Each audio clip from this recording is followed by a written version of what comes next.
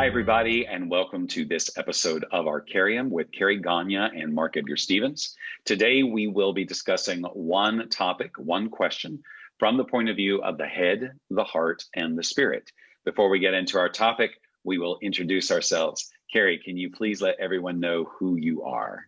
Hi, everyone. My name is Karie Gonia, and I am a facilitator in a therapy called Family Constellation Therapy. I help people clean up ancestral trauma.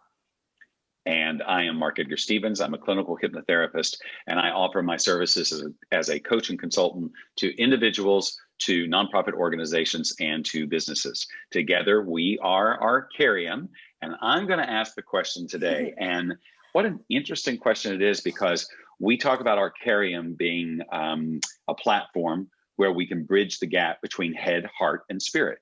So my question to you is, what are the similarities and differences between head, heart, and spirit?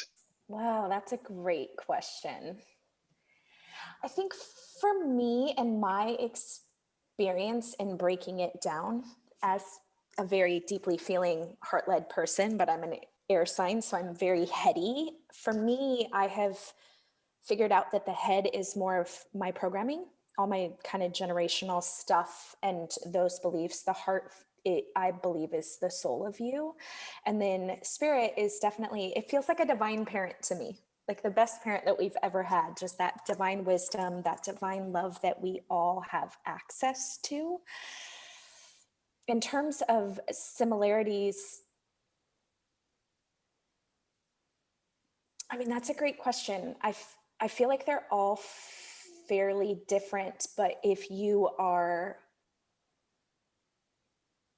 working on your programs and your beliefs and you become more conscious of your thoughts, I feel like the throat is the bridge from the head to the heart.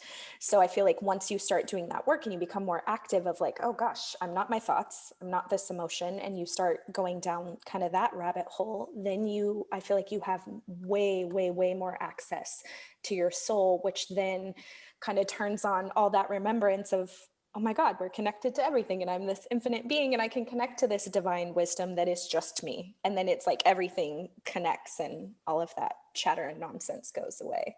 But that can be tricky to get to that place at first. Beautiful. When we take a look at so many different systems or ways of thinking, it's usually split into three parts. So the id, the ego, the superego, the head, the heart, the spirit. It's always looking at those, the three, the three things, like how do we process through? And when I take a look at it from a clinical side, I'd say that's what it is. It's how are we processing? So the difference would be the different ways of processing. The head is processing through thought, analysis, programming, like you said, conditioning. The heart is everything that we know that the inner child wants, everything that we know that we want at a deep, deep soul level.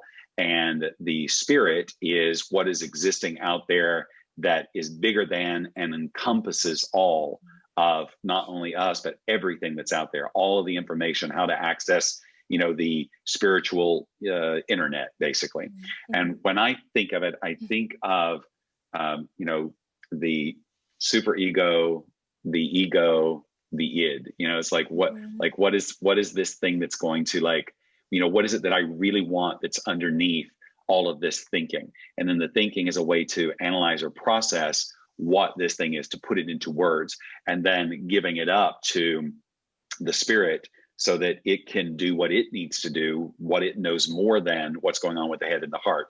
Where the differences really come in, similarity, they process. In the differences, what I feel like is that sometimes the head, the thinking, can get in the way of what the heart wants. And then it starts to block what spirit is trying to give. Yeah. And so the head at its best is a really wonderful tool, but remembering that the head, the thinking, the brain is all based in conditioning.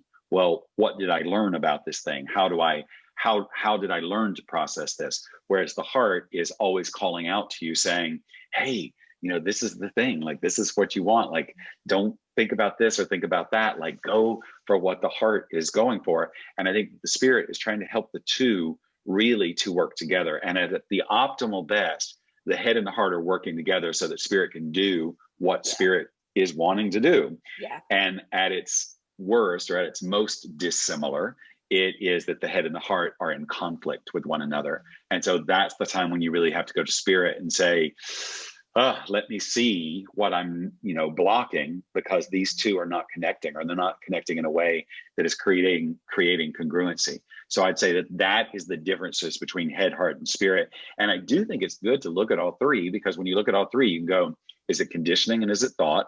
Is it something that's at a deep-seated soul level that's calling out to me? Or is it something that's so great, big, and wonderful? And there are so many things that are working in my favor for this thing that's right here to help, and maybe to change what's going on right here for the greatest possible help. To me, that's the similarities and the differences between head, heart, and spirit. I mean, they're absolutely interconnected, because otherwise, if you're just focusing obviously on the heart or spirit or source, it's like sometimes you can edge into that spiritual bypassing. I tell clients a lot, and especially in my work with all of I call it looping. It's like when the mind just keeps looping in those beliefs and those programs, it's almost like you just need a software upgrade. So you've had these generational programmings and these conditions that you've just blindly been following. And then as you start to tap into spirit, or even asking those questions about your intuition or your heart, I feel like then your brain kind of fights back at first, but then falls into line, and then everything can work together.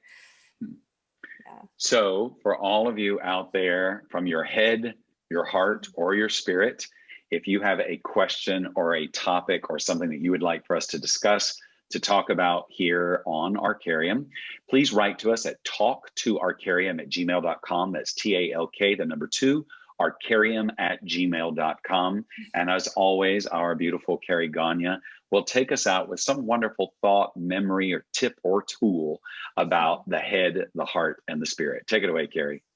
I would be curious to encourage people this week to see if the head, heart, and spirit is in balance, or if one is hyperactive and one is less active. So just have a gentle awareness of where your consciousness and all of your energy is going.